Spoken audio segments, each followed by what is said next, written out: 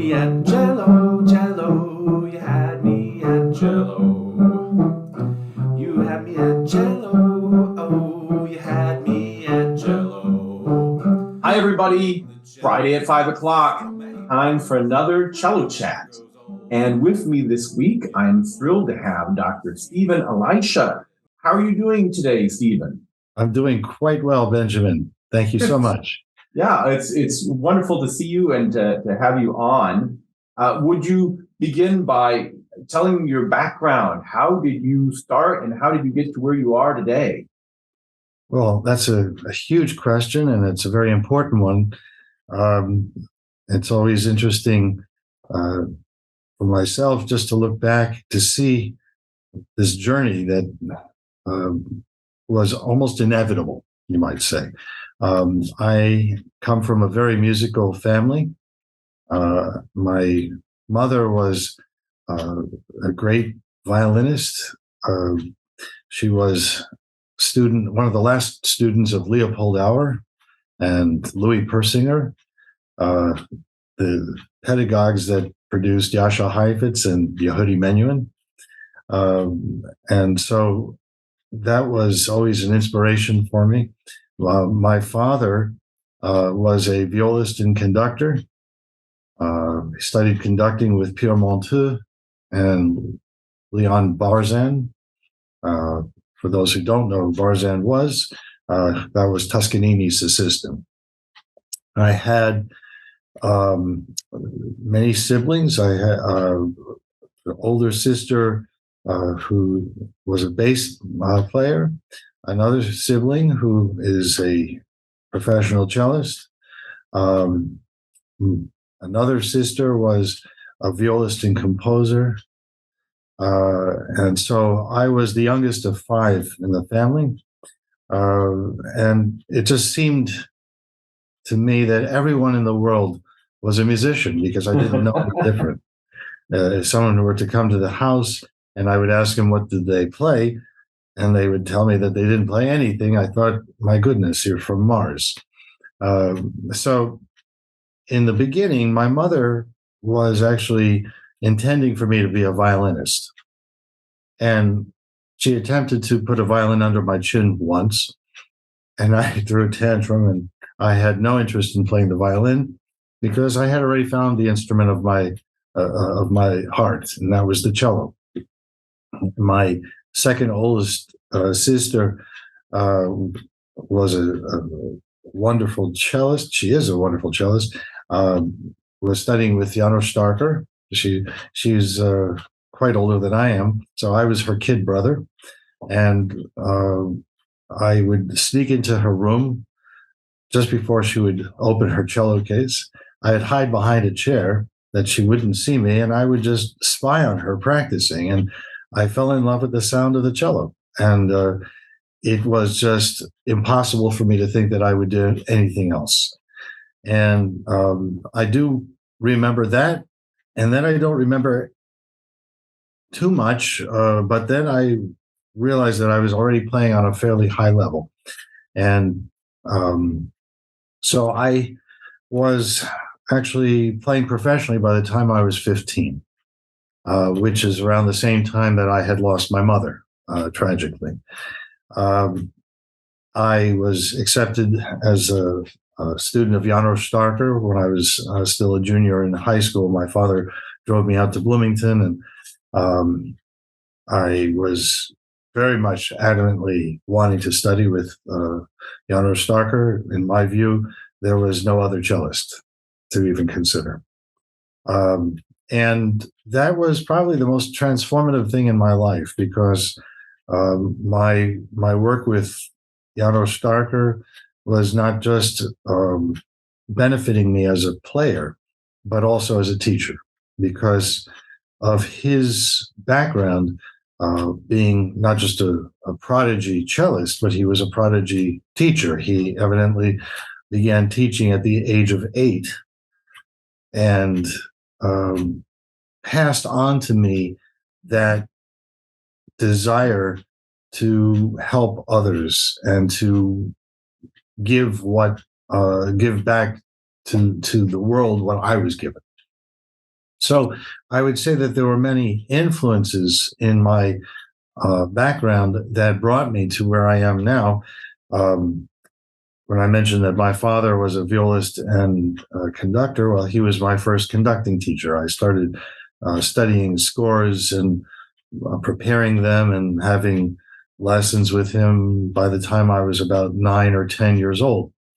That ability to just read a score was incredibly helpful because as a cellist, anytime I had to play a concerto, I was studying the piece not just from a cellistic standpoint, but I was studying the score as though I were the conductor. So that helped me interpret the score and appreciate the roles that the other instruments have with the cello, with the construction of that. I was also influenced at an early age with chamber music. I had a built-in string quartet in the family. My sister Adrienne at the time was a violinist.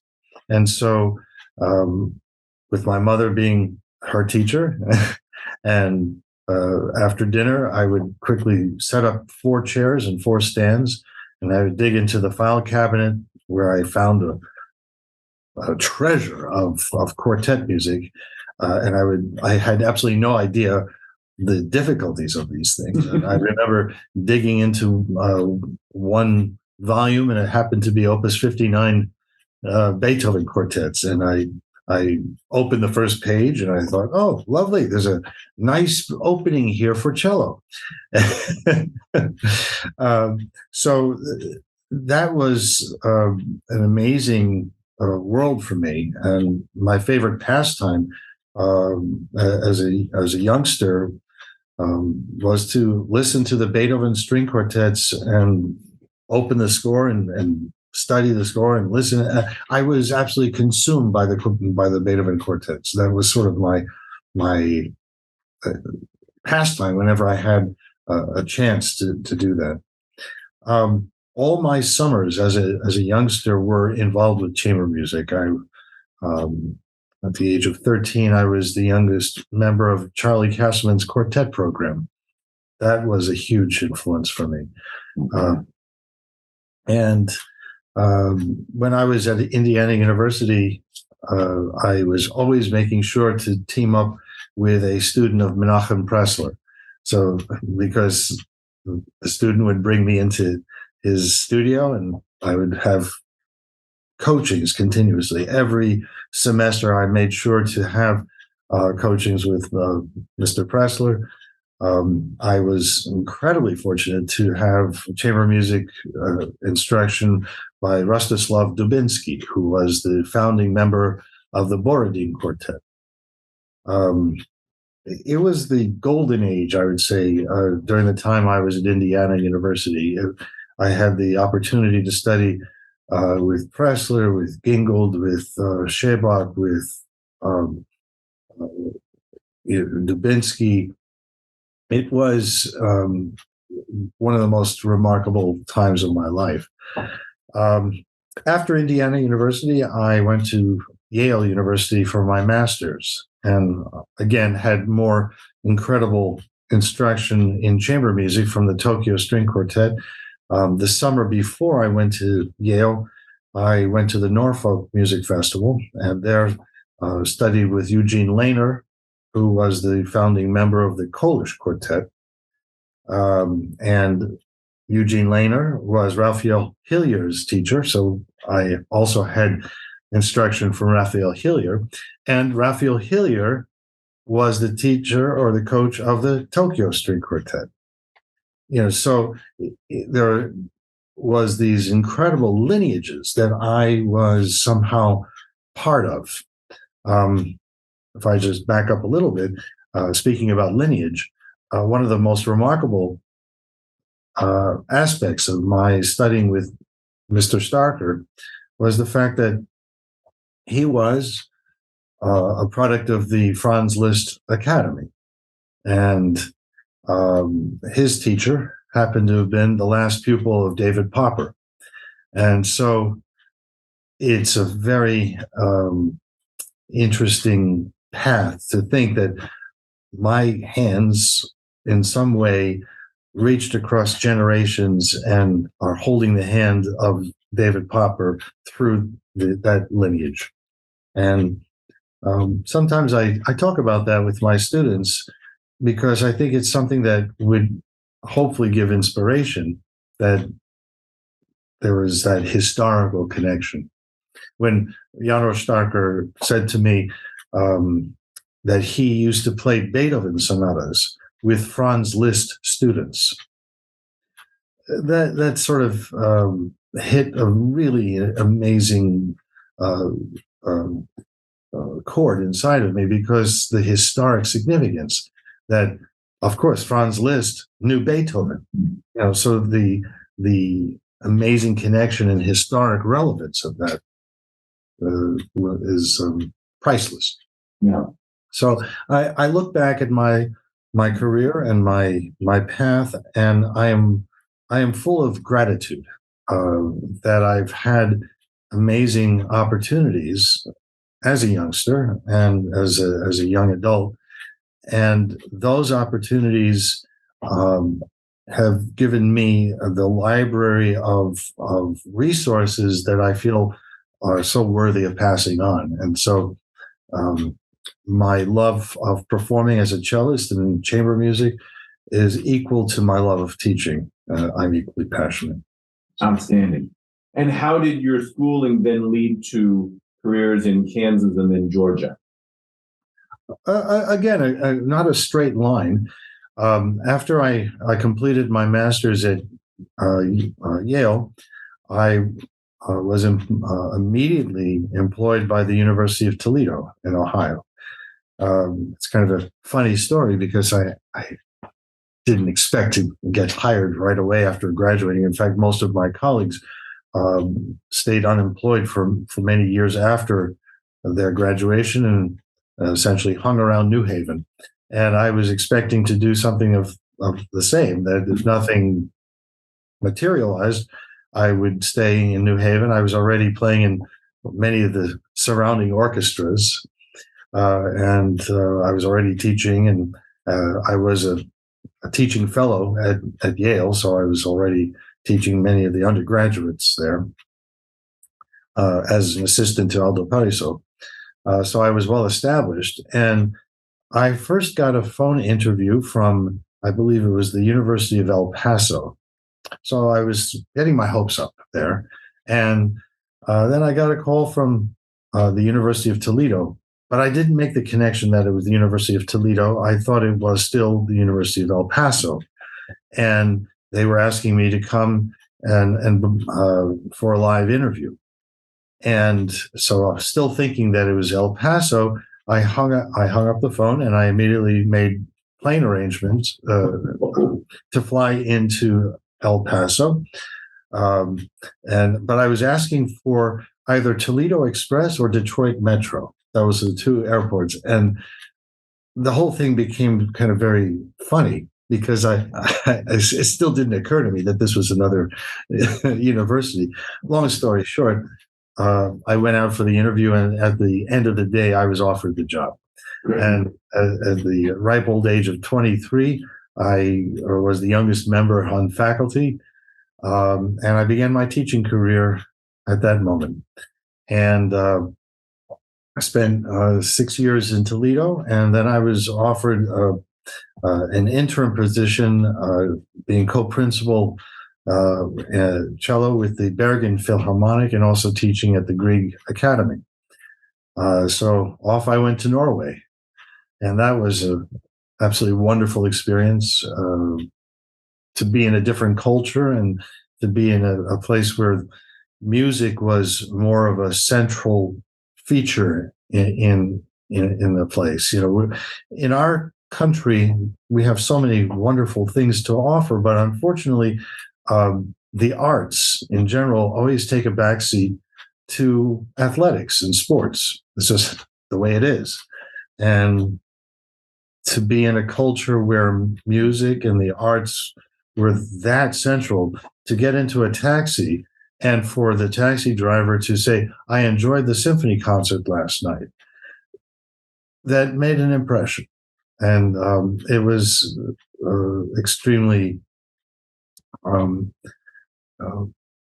conducive to gaining a certain respect for the arts in a different place. Right. After my stint in Norway, I came back to the States. I had sort of ambition of staying in Europe because I was so taken by the mindset and the way of life. I had ambition of pursuing a solo career in Europe. And so after my time in Norway, my idea was to move back, or sell all my belongings and move to Europe. But as they say, life happens while you're making other plans.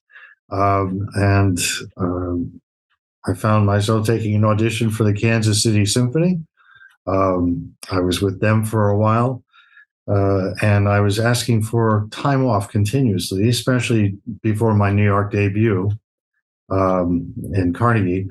And so I essentially had about 6 months away from the orchestra. After my debut, I had many other projects, recordings, other concert tours in Europe, and I was asking for more time. And they just said, we can't keep hiring a sub. Either you'll need to make a decision, either you're in the orchestra or you're not. And I gracefully resigned in good standing. And immediately I was hired at Washburn University in Topeka, Kansas. Ultimately, teaching positions were always more attractive to me for many reasons. One, the schedule of a university allows for more performances that you can make arrangements to do, and also the opportunity to collaborate with colleagues. And sure enough, the year after I was hired at Washburn University, they hired a phenomenal Russian violinist. And the chair of the music department came to me and he said, I want to let you know that we just hired a fantastic Russian violinist, and I think the two of you may have chemistry. And he was speaking strictly musical chemistry at the time. And we met and we began playing together, and we are the Alaris duo. My wife, Larissa, and I have never stopped playing together from the moment we met. And that's a whole nother topic. So that's sort of a sketch of that part of my life. And then after being at Washburn for many years,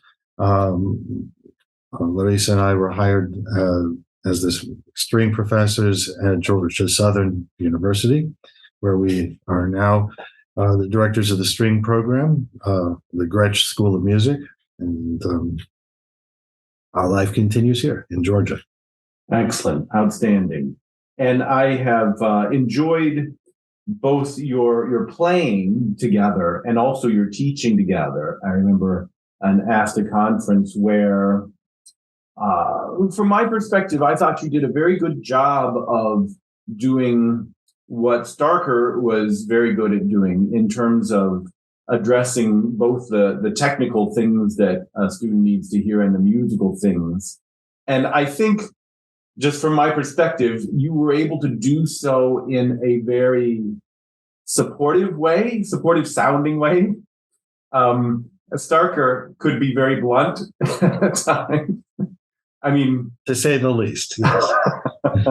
And then, so that leads me to want to ask you about this Mr. Cello idea, which I just really love, because I mean, I imagine that there are many of us string faculty around the country who regularly reach out to high schools with strong string programs and say, hey, would you like me to come work with your young string players? And we're supporting the profession, and hopefully they'll also come study with us. But in many cases, I think that it's kind of like us going to the school with, here's what I do, here's who I am.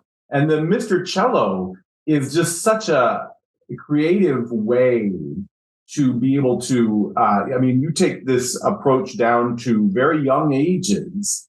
Can you talk a bit about how that came to be and elaborate Absolutely. on this idea? Absolutely. Well, Benjamin, you've touched on a couple of points that are worthy to speak about, and one is how a teacher is so responsible for the internal life of a student, and so much of what a teacher does can impact a student both positively and negatively. And I'm profoundly aware of that. And I feel that in order for us to be effective teachers, we have to be able to not just identify the strengths of a student, but also the weaknesses in such a way that it's presented in a way that's not humiliating or detrimental to the student's self-esteem. And having gone through the rigorous training from Mr. Starker really made me appreciate that type of approach, because Starker, as you said, was very direct and very blunt. He had a reputation of being cold-blooded, which I fiercely disagree with. He was not cold-blooded at all. He was actually very passionate. What he wasn't, he was not sentimental. And I think that was a protection because of the pain that he had to go through losing both of his brothers during World War II to the Nazis. And I don't think when one goes through something like that, they come out unscathed by any means. And so he had very little patience for redundancy. He would never want to have to repeat himself, which we all can understand that. If something was not up to his standards, he would let you know it.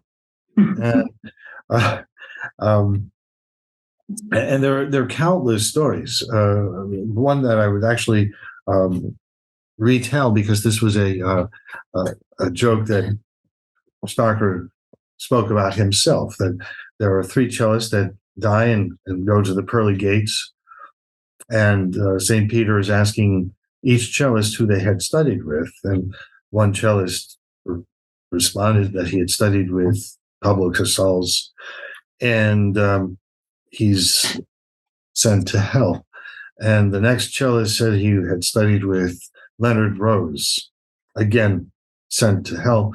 And third cellist said that he had studied with Starker. And so come right on in. And so he turns to St. Peter and he says, well, I don't understand. The other 2 cellists you sent to hell. He says, well, that's correct. You said you studied with Starker. Is that correct? He says, yes, that's correct. He says, well, you've already been through hell. So, that is a decision I made, that I would not want to put my students through the same thing.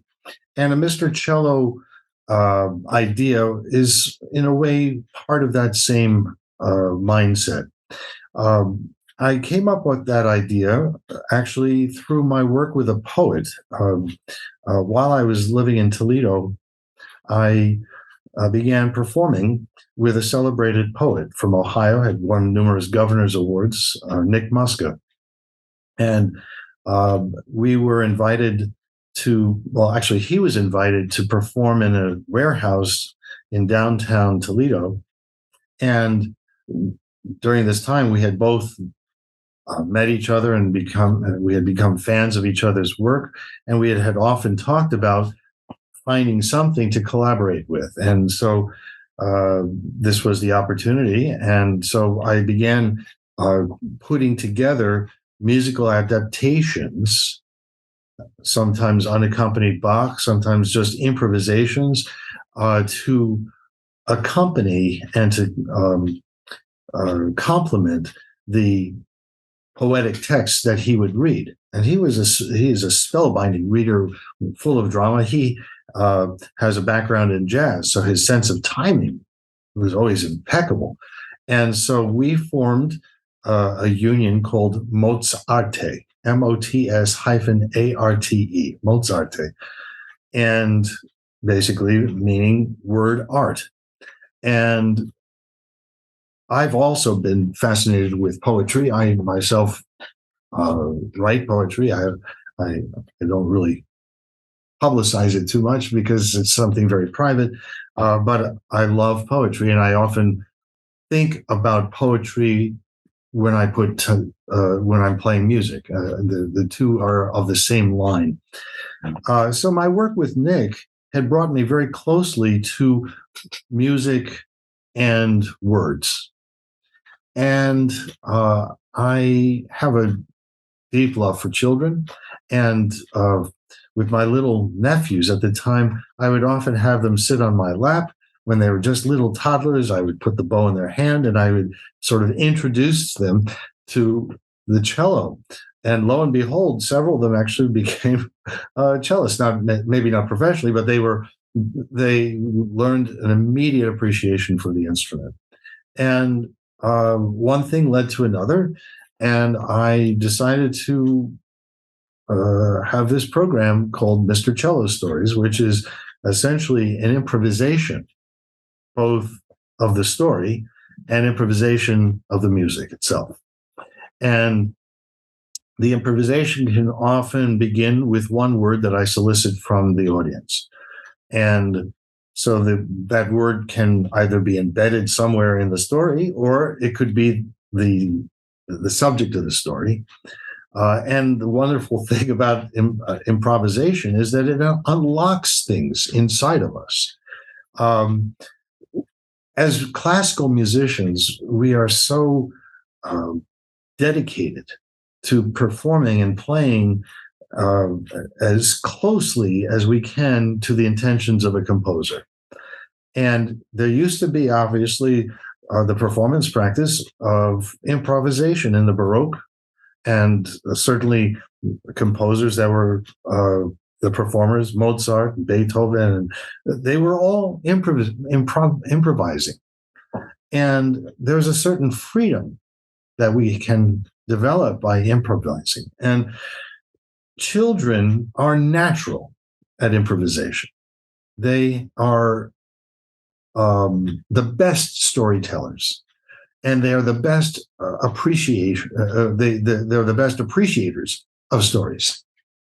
And it's also something when we play music sometimes that can create stories inside of us. And so I felt that this was a very exciting type of program, because I never knew what to expect when I would do these Mr. Cello story programs. Mm-hmm. And so a typical Mr. Cello story program would be where I introduce the cello in kind of a personification of a being. I mean, an instrument has a neck, it has a scroll, can be the head, it has a smiling face. If you just stretch your imagination a little bit with the F holes, the end pin is a leg it stands on. It becomes a Mr. Cello. Now, I have to tell you where the name Mr. Cello comes from, because it's not originally from me. I was traveling to China for the first time. It was my first concert tour to the East. And I went to buy a ticket for the instrument because I didn't want it being thrown around. And so they ticketed my cello, but they needed a name for it.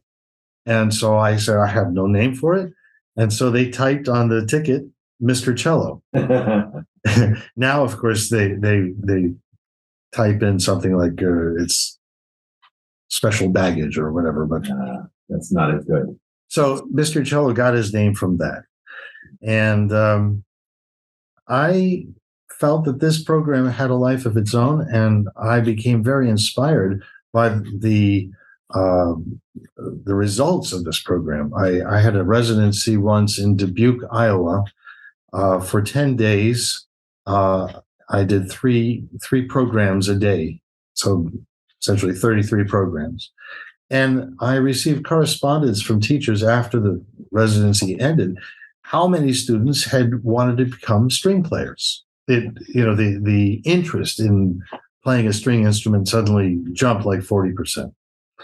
So it had that benefit. One experience totally changed my life with Mr. Cello. While I was in Kansas, I did a program at the Kansas School for the Blind. And part of the program, of course, is where I play in between the stories. And then another part of the program is where I invite a small group on stage with me, and each person takes turn improvising to the story. So it's a group improvisation. And while I was doing this, I performed a movement of the Kodai Solo Sonata because it's an incredibly imaginative piece. And I just wanted to see what the reaction would be. After the program, a young girl came to me, and she was clinically blind. She could not see anything, maybe some variances of light, but no images. But she said to me that she was going to go home and paint what she heard. And I felt what power this has, that someone could actually visualize something internally based on the sounds that they're hearing. So the Mr. Cello Story program is actually applicable to any age group. That's what I like about it. I have performed it for pre-kindergarten, all through elementary ages, junior high, high school, even adults love it. And of course, you can just change the kind of story that's being improvised. There was a program at the University of Iowa. A colleague of mine, dear friend, had invited me to do a series of performances and a Mr. Cello Stories program to some of the medical parts of the hospital. The atrium concert was intended for doctors on break and of course, families that were visiting other family members. It's a very stressful environment. So this program was geared towards providing art and music in this medical milieu. And I went into the hospital ward and performed in the hallways with patients' rooms open. And then I did a series of Mr. Cello Story programs for the terminally ill part of children that were terminally ill. That was actually heartbreaking for me. But for 45 minutes, they were not thinking about their sickness. They were, in a way, brought into a different world. And then the psychiatric ward.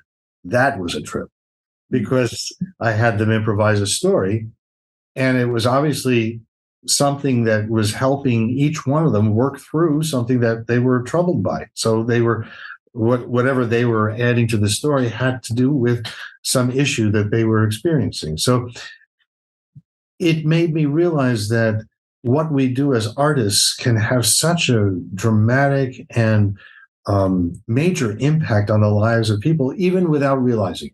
Yeah. It's even the non-intentional experiences that become profoundly influential. Outstanding. All right. And then I like to ask every interviewee about this topic of motivating people to practice. Once we find a way to work practice into our lives regularly, well, then we're set. Those of us, we found a way to love the process of practicing. And you have definitely already hit on many aspects that I'm sure relate to how you address this topic when it needs to be addressed with a student. Everything from poetry, improvisation, the chamber music, even the nurturing attitude towards the students' kind of mental state.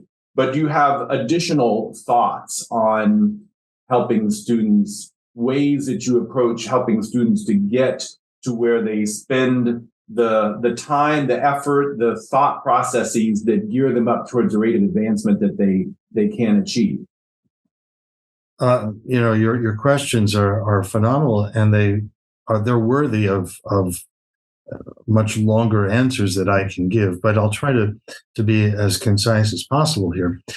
There are different stages of a student's development, and it's very easy at the earliest stage of that development to be excited about music, about the instrument. It's a new thing.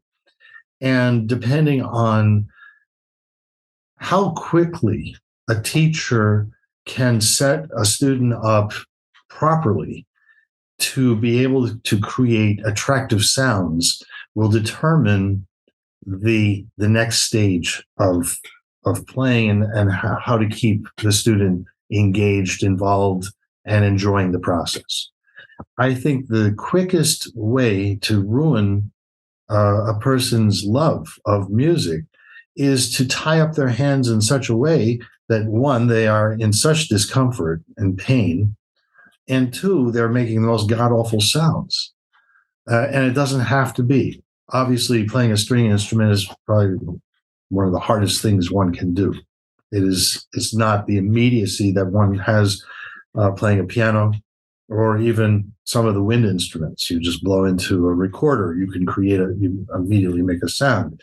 Saxophonists have it made. They can begin playing and within a year sound like a virtuoso. For a string player, it's a different story. So I feel as a teacher, it is my absolute responsibility to provide the most functional aspects of technique. And so my focus is to be able to have a student create an attractive sound as fast as possible. What does that mean? It means to be able to hold the bow in a way that is functional, that will allow the arm to function in all aspects of position, whether it's in the lower part of the bow, middle, upper half, how to create a sustained sound. That stability of tonal projection then allows the left hand to have a feeling of security. When sound is compromised, the left hand is immediately going to mirror the same tensions and the same issues that the right hand, right arm are going to do. It's impossible, for instance, for us to not squeeze and grip our bow tightly without that affecting the left hand and squeezing behind the neck with our thumb. So that is the first part of that, is that I try to quickly be able to allow a student to start enjoying their own sounds, because I feel it's so necessary that we inspire each other, and students must be able to inspire themselves. It is very difficult if the teacher is providing all the inspiration. It's a very short-lived experience. You can keep lighting fires under somebody, but unless they're able to keep that fire going, it's eventually going to burn out. And so there are other aspects of keeping that fire lit, and that is not to demoralize the student, to make sure that how you're presenting something to a student is in the most positive framework, and that even if something is not successful, what we do is we focus on what is successful and build on that, and then little by little interact and work into that what needs to develop more.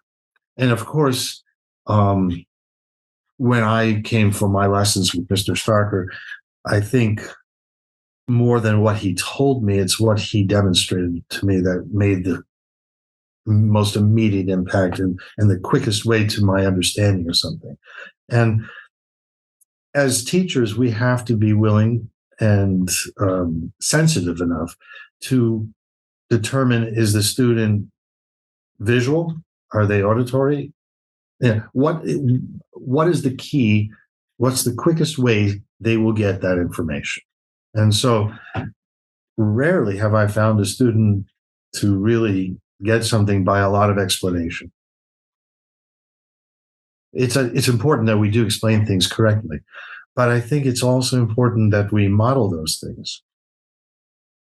And also, I tell my students to listen to recordings, go to concerts. Don't put yourself in a vacuum and only hear yourself, because it is really, when I think back at my own inspirations, of course, my parents were incredibly inspirational, and they would drag me to all their concerts. So I had the benefit of live performances and listening to great musicians live. But also, we had a very excellent LP library of recordings of Jascha Heifetz and Emanuel Feuermann, and that is also very inspirational for students. And now we have the internet. We have things that when we were young, we didn't have that.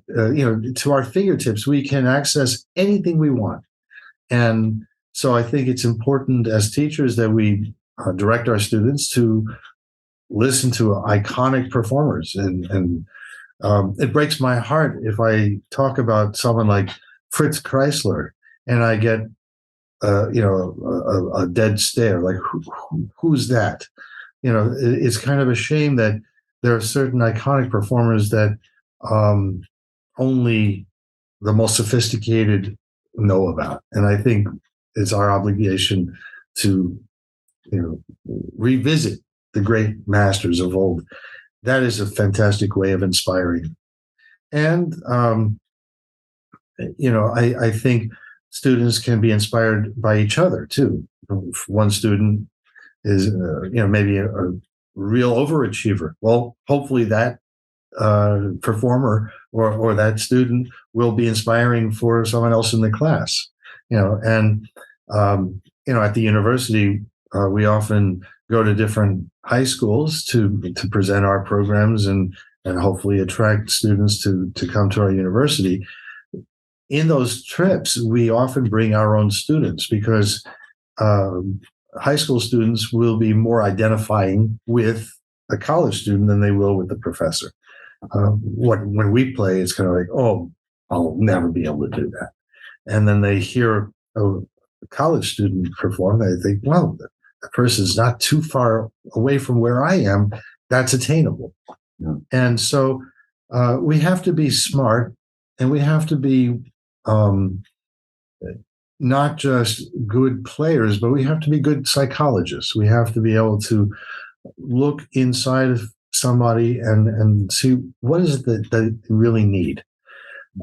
Someone like Mr. Starker, he was not big on giving compliments. And he made that very clear at the very first lesson that he was not going to be giving compliments, that his job was to give the most amount of information in the shortest amount of time.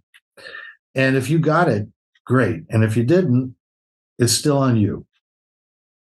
It's a little different for us, I believe, that we have to exhaust all possibilities before our students get something sometimes. And it's worth that. But there are certain things that are necessary for us in passing on the gifts of the past. And patience is incredibly important, but just knowing to find the right key for the right lock, basically. I like that.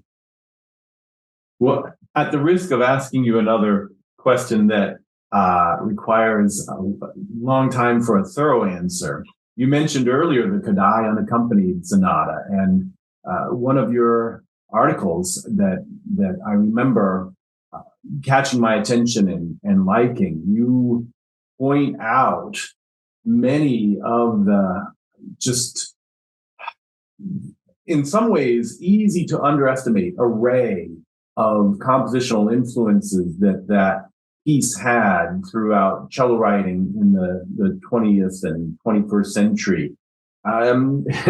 Is there, in a nutshell, aspects of, or even in the process of writing that paper, that you kind of uncovered additional connections beyond what were kind of obvious on the surface the first time you played it?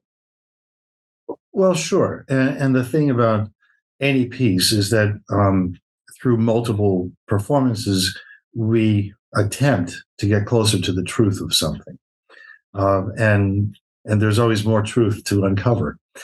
The Kodai solo sonata stands as probably the most influential piece, not just for the cello repertoire, I think, but for all instruments.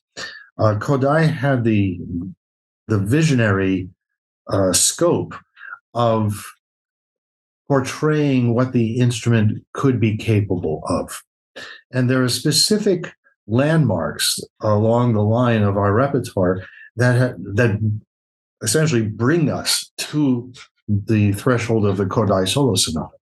And of course, the Bach suites are our first gift for unaccompanied.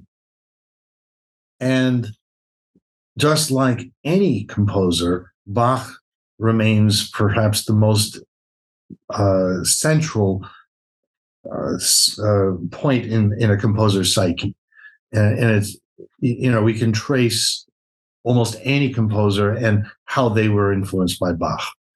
Because we have four strings and we have unlimited possibilities of interacting those four strings either as a soliloquy on one string or as a chordal orchestration. And that's the thing about the Kodai solo sonata, is that on a compositional level, it represents the highest pinnacle of what the instrument's possibilities are. Along with that, we can say the same thing about the Opus 7 duo that was written around the same time as the Opus 8. In fact, I'm about to perform it this weekend. The Alaris duo has a performance in Savannah, and that is certainly one of our favorite works. In fact, a little aside, that is probably the piece that we were working on when we discovered that we should be more than just violin-cello duo partners, but husband and wife. So it's a very important piece to us. But the fact that Kodai tunes the G string down to an F sharp and the C string down to a B, is it unique? Absolutely not. Bach was already doing that with his fifth suite.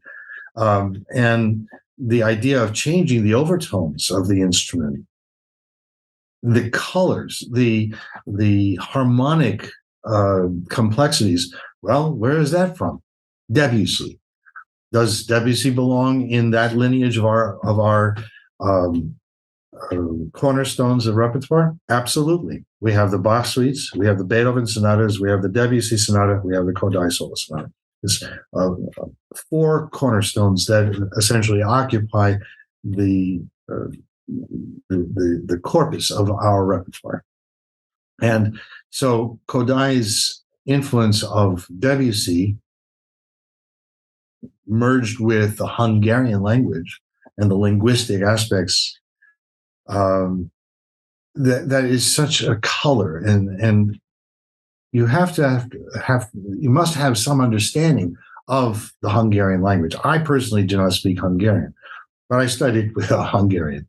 And actually, there's one phrase in the second movement of the solo sonata where Starker refers to it as, that's a Hungarian curse. And he goes and he actually says what that curse is in Hungarian, but he refused to tell it to me in English because it happened to be vulgar. And I only found out later from someone who translated that for me. It's very funny, actually. But there is, that understanding of linguistic principles that are just amazing to study. And if you go into the catalog of material that Kodai and Bartók had collected through their journeys through Eastern European villages, we will come up with all sorts of understanding of where this comes from and where this comes from, certain specific rhythmic motives that are very dance oriented, that are specifically from a specific place in the world. And the cello is a ventriloquist of sounds. It is not just a cello. It's a flute. It's a cembalo. It is, whatever your total imagination is, it gives it to you. So I feel that Kodai gave us the most amazing gift. And if you didn't have much of an imagination before studying the sonata, you certainly would have one afterwards. Well said. But the one more thing that has to go into the fabric of that, and that is David Popper. Mm. That there are certain things in his high school of cello playing that point to different pieces in the repertoire.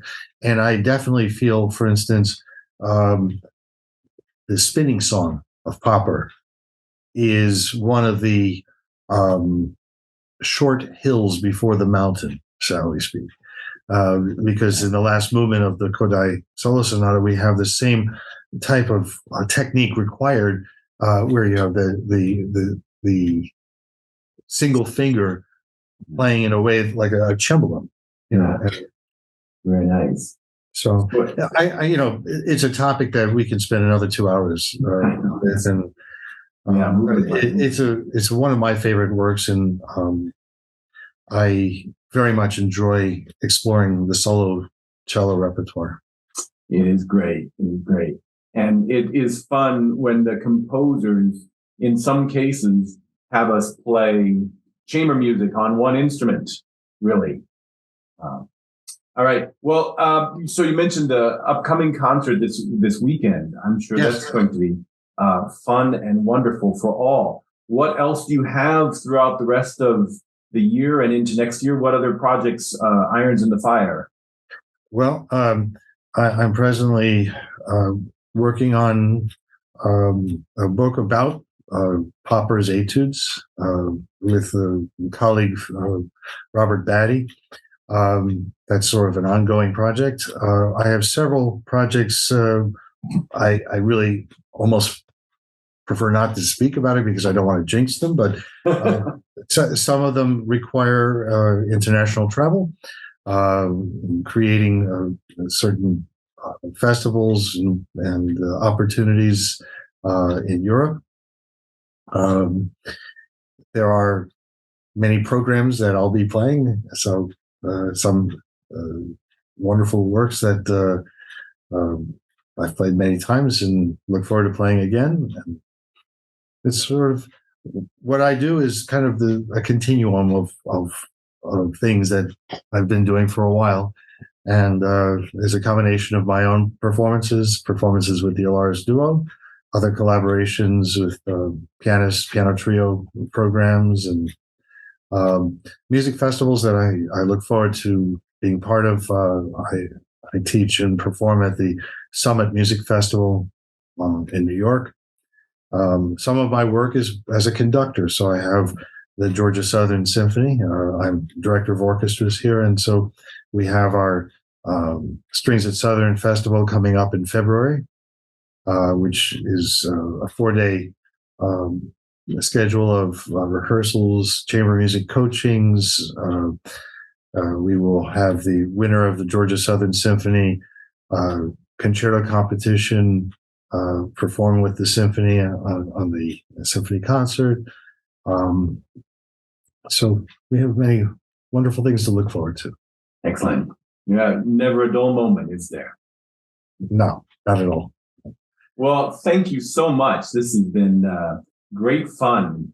Your love of poetry comes out a lot in your choice of words. It's been a real treat. Thank you, Benjamin. It's been a pleasure speaking with you, and I think you're doing an amazing service to the music world and the education world yourself. So. Well, thanks so much.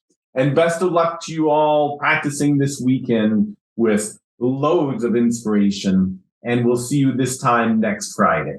Take care.